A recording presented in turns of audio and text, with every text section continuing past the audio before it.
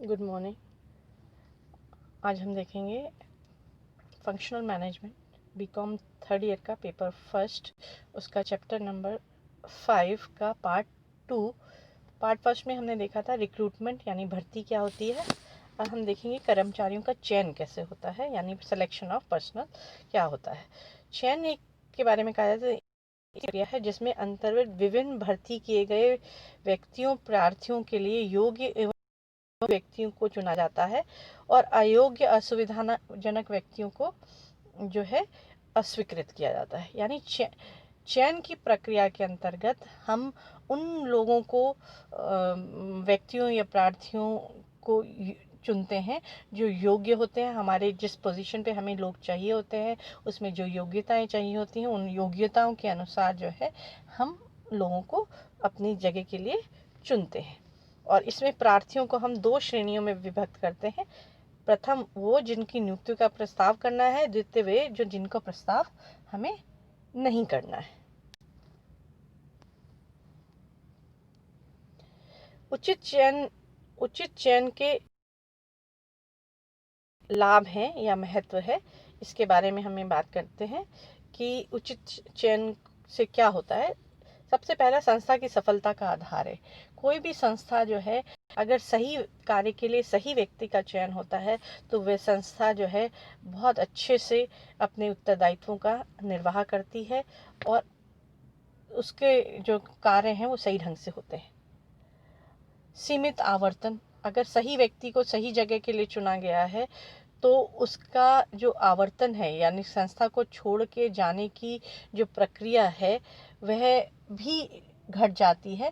अधिकतर कर्मचारी लंबी अवधि तक संस्था में टिके रहते हैं क्योंकि उनको उनके मन मुताबिक कार्य करने को मिलता है और उसका पारिश्रमिक भी मिलता है।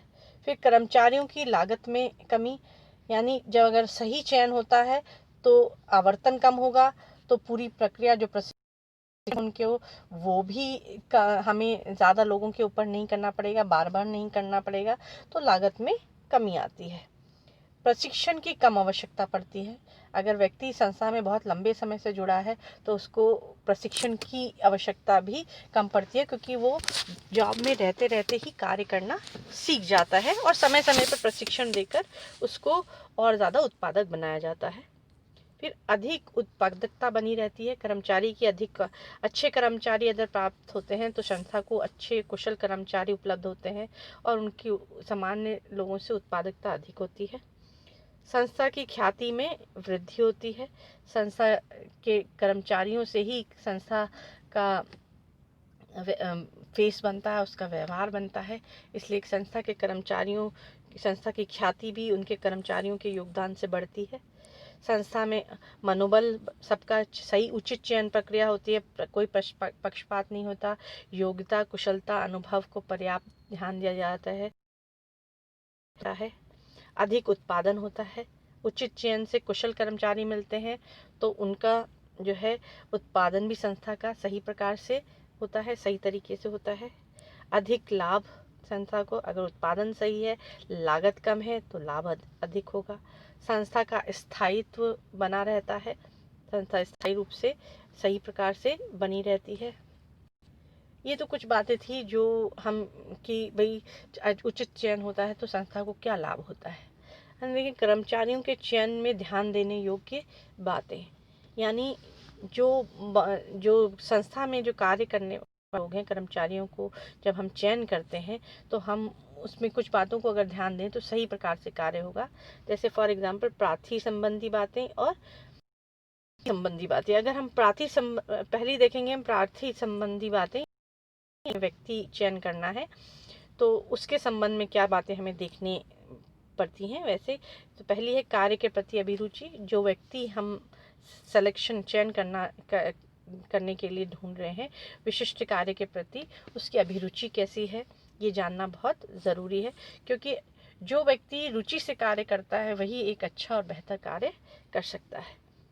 पर्याप्त शिक्षा, यानी जिस पद के लिए हमें व्यक्ति चाहिए, जो प्रार्थी चाहिए, उसके लिए क्या योग्यताएं होंगी, क्या शिक्षा सिद्धांत होंगे, वो उनको हम ध्यान देना ज़रूरी है।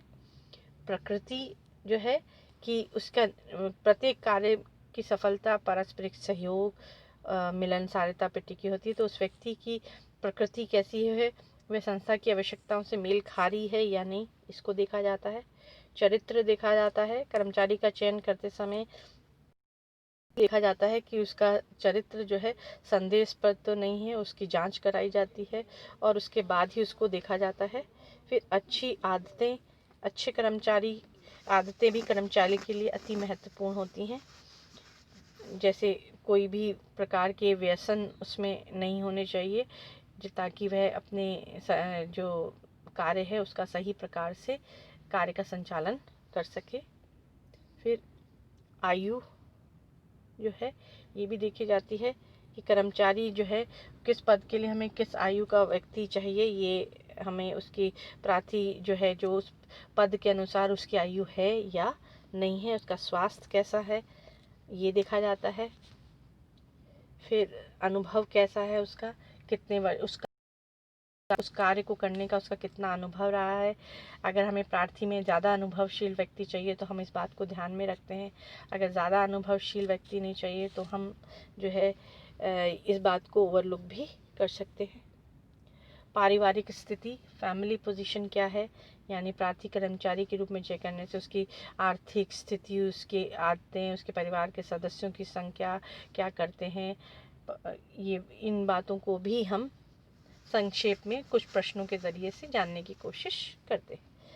अब हम देखते हैं नीति संबंधी बातें क्या होती हैं। नीति संबंधी बातों के अंदर आता है कर्मचारी का चयन करते समय निम्नलिखित बातों को हम ध्यान में रखते हैं कि जैसे चयन कार्य ऐसे महत्वपूर्ण उत्तरदायी व्यक्तियों को सौंपा जाए जो कि सही प्रकार से चयन कर सके, उनकी मानसिक योग्यता और संतुलन सही हो, आंतरिक एवं बाहरी स्रोतों का सही प्रकार से प्रयोग किया जाए, व्यक्ति को महत्व ना देकर योग्यता एवं उसकी क्षमता को महत्व दिया जाए, निर्धारित प्रमापों के आधार पर किया जाए, विधि सरल एवं स्पष्ट होनी चाहिए ताकि आसानी से समझी जा सके, प्रत्येक स्तर समान महत्व से समझना बहुत ज़रूरी है, विधि चयन की विधि लोचशील होनी चाहिए ताकि उसमें हमें समय अनुसार कोई परिवर्तन करना पड़े तो हम उसको आसानी से कर सकें, भाई भतीजावाद, पक्षपात आदि नहीं करना चाहिए, संस्था की नीतियों के अनुरूप ही चयन की प्रक्रिया होनी चाहिए,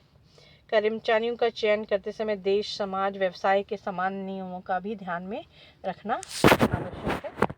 तो ये चीज़ें हम जो प्रार्थी संबंधी बातें जो ध्यान देने वाली हैं वो, और जो नीति संबंधी बातें, उन दोनों को हम ध्यान में रख के कार्य कर सकते हैं। फिर आता है चयन प्रक्रिया। चयन प्रक्रिया की हम बात करते हैं। सिलेक्शन का प्रोसीजर क्या है, हम किस तरीके से चयन करते हैं, उस प्रार्थी को हमें जब चयन करना है तो चयन की प्रक्रिया या अस्वीकृत करने की प्रक्रिया जो है उसको डिसाइड करना ज़रूरी होता है।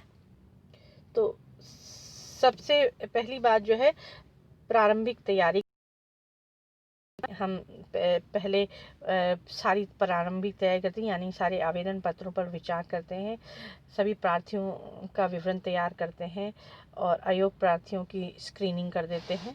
फिर प्राथमिक छंटनी के बाद साक्षात्कार करते हैं। प्राथमिक छंटनी साक्षात्कार कर कई ऐसी संस्थाएं होती हैं जहां पर जो है छंटनी की प्रक्रिया को लंबी किया जाता है क्योंकि ये प्रार्थी बहुत सारे, इसके लिए प्राथमिक छंटनी साक्षात्कार भी करना पड़ता है।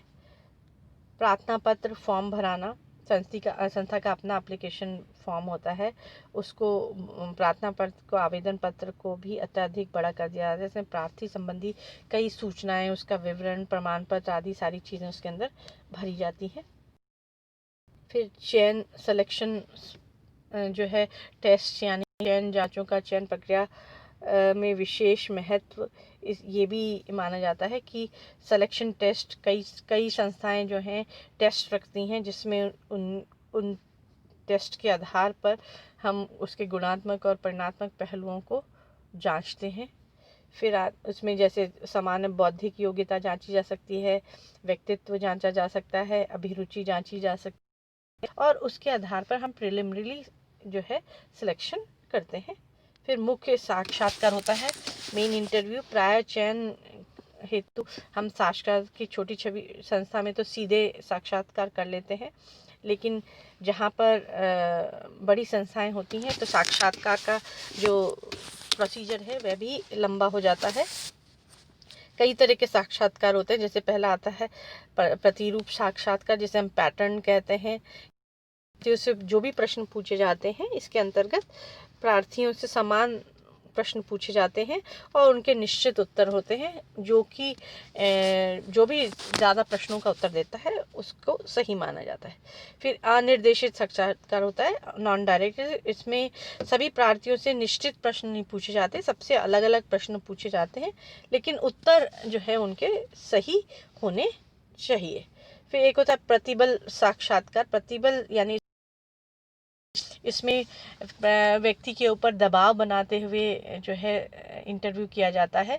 जैसे फॉर एग्जांपल आईएएस, आरएस जैसे सिविल सर्विसेज के इंटरव्यूज़ होते हैं। इसके अंदर हम जो है ज़्यादा स्ट्रेस के साथ होते हैं, उनकी स्ट्रेस के अंदर हम ये देखना चाहते हैं कि उनकी भावनाएं कैसी हैं, व्यक्ति किस प्रकार से रिस्पॉन्ड करता है। फिर समूह साक्षात्कार होते हैं, जब किसी संस्था के अंदर जो है बहुत सारे लोग इंटरव्यू देने आते हैं, सामूहिक परिचर्चा के ज़रिए से भी लोगों को सेग्रीगेट करते हैं और ये तय करते हैं कि किन को हमें मुख्य समाचार के लिए बुलाना है, किस साक्षात्कार के लिए बुलाना है, और कुछ को हम जो है इसके ज़रिए से अलग कर देते हैं। साक्षात्कार के बाद प्रार्थी की पृष्ठभूमि की छानबीन की जाती है। व्यक्ति जैसा बोलता है कि उसको कहाँ कहाँ उसने काम किया है, तो उसके जो है रेफरेंस लेटर्स वगैरह इनकी जांच की जाती है। अगर थोड़ा सा संदिग्ध लगता है तो कंपनी में पूछताछ करके जॉब के अनुसार उसकी प्रायोरिटी को देखते हुए उसको चेक किया जाता है। फिर कुछ जगहों पे स्वास्थ्य परीक्षण भी किया जाता है, जैसे कि अगर आप पुलिस की सर्विसेज में जाना चाहते हैं, आर्मी की सर्विसेज में जाना चाहते हैं, तो हेल्थ जो है बहुत इम्पॉर्टेंट होती है और उसका विशेष जो है फिटनेस का टेस्ट होता है और वो उसकी जांच कराई जाती है। फिर सेवा शर्तों का किया जाता है कि व्यक्ति जो है वो उसको बताई जाती हैं कि अगर आप हमारे यहाँ सेलेक्ट होते हैं तो आपको किन किन जो है शर्तों पर रखा जा रहा है। फिर एक अपॉइंटमेंट लेटर दिया जाता है। अगर वो आपकी सेवा शर्तों पर को मान जाते हैं तो उसके आधार पर उसको फिर अपॉइंटमेंट लेटर दिया जाता है, जिसके अंदर ये बताया जाता है कि आपकी वेतन श्रृंखला क्या होगी, आपकी वेतन सेवा भार क्या होंगे, आपको कार्यभार संभालने के लिए की तिथि क्या है, ये सब उसमें बात आती है। फिर पदभार सौंपना। जब प्रार्थी नियुक्ति स्वीकार कर लेता है तो वो जब संस्था को ज्वाइन करने के लिए आता है, पदभार ग्रहण करने आता है, तो उस स्थिति को वो संस्था को एक लेटर लिख के देता है। उस लेटर में वह ये बताता है कि मैं इस स्थिति को संस्था को ज्वाइन करने के लिए तैयार हूँ, और उसके पदभार ग्रहण करने पर कर्मचारी को अपने विशेष और विस्तृत जानकारी देनी पड़ती है, जो कि संस्था की रिकॉर्ड बुक्स में रखी जाती हैं। तो ये थी एक सिलेक्शन की जनरल प्रक्रिया, यानी चयन की हम किस प्रोसीजर से चयन करते हैं। फिर आता है पदस्थापना क्या है, कार्य पदस्थापना यानी प्लेसमेंट क्या है। इसमें क्या जाता है, स्वीकार किए गए प्रार्थी को सौंपे जाने वाले कार्य का निर्धारण कर उसे कार्य सौंपने को हम पदस्थापना कहते हैं। एक परिभाषा ये एक ही कहती है, पदस्थापना से तात्पर्य यह है चयनित आवेदनकर्ताओं को सौंपे जाने वाले कार्य का निर्धारण और उसे कार्य को सौंपना। यानी व्यक्ति जब संस्था के अंदर आता है तो अधिकारी और कर्मचारी दोनों जो है, जो भी कर्मचारी आया है अधिकारी से उसका इंट्रोडक्शन होता है और अधिकारी ही उसको ये बताता है कि हमें क्या कार्य करना है। अगर उसे किसी व्यक्ति के तहत काम करना है तो उस व्यक्ति से उसको मिलाया जाता है और अन्य लोगों से भी उसको मिलाया जाता है। तो उसको उसके पद के बारे में, सबको लोगों के बारे में बताना अनिवार्य होता है कि भाई कौन क्या है, किस तरीके से वो कार्य करेगा, उसके बारे में उसको सब जानकारी दी जाती है। खास करके विशेष बातों का जो ध्यान रखा जाता है वह उसकी पदस्थापना की योग्यता के आधार पर दिया जाता है, व्यक्तिगत गुणों के आधार पर दिया जाता है, रुचियों एवं शक्तियों को ध्यान में रख के दिया जाता है, प्रारंभिक तैयारियां करके उसको बताया जाता है। अन्य जैसे कि कर्तव्यदात कार्यभार उसको बताया जाता है, उसको क्या क्या किस जगह पे बैठना है, कार्य प्रणालियाँ क्या हैं, कार्य विधियाँ नियम आदि बताए जाते हैं। फिर जो अंतिम बात आती है अधिष्ठापना, परिचय या सुस्वागतम जिसे हम कहते हैं, वो होता है। इसके अंतर्गत जो है संस्था में नियुक्त हुआ है उसका परिचय अन्य लोगों से कराया जाता है, उसके साथ करने वाले सहयोगियों से, संस्था के कर्मचारियों से उसका परिचय कराया जाता है और उसका संस्था में भिन्न तरीके से वेलकम किया जाता है ताकि उसको संस्था में अजनबीपन का महसूस ना हो और वो सौहार्दपूर्ण संबंधों के साथ, आपसी परिचय के साथ, आत्मविश्वास के साथ जो है संस्था में कार्य कर सके। इन बातों को ध्यान में रखते हुए जो है इंडक्शन किया जाता है उसको। कार्यक्रम के में जो संस्था के बारे में उसको बताया जाता है, संस्था के उत्पाद एवं प्रक्रिया के बारे में बताया जाता है, संगठन संरचना के बारे में बताया जाता है, नियमों के बारे में बताया जाता है, अधीनस्थों, कर्मचारियों, सहकर्मियों के बारे में बताया जाता है, कार्य प्रणाली, कार्य विवरण के बारे में है, सुरक्षा व्यवस्था के बारे में बताया जाता है, अनुशासन के बारे में बताया जाता है। यानी कि जब हम अधिष्ठापना करते हैं तो उसको इंट्रोडक्शन देते हैं, संस्था का इंट्रोडक्शन देते हैं, उसके कर्मचारियों का इंट्रोडक्शन देते हैं, संस्था के कार्यों का इंट्रोडक्शन दिया जाता है। इन सब बातों को उसकी जानकारी में लाया जाता है ताकि वह अपने कार्य को सही प्रकार से कर सके। Thank you.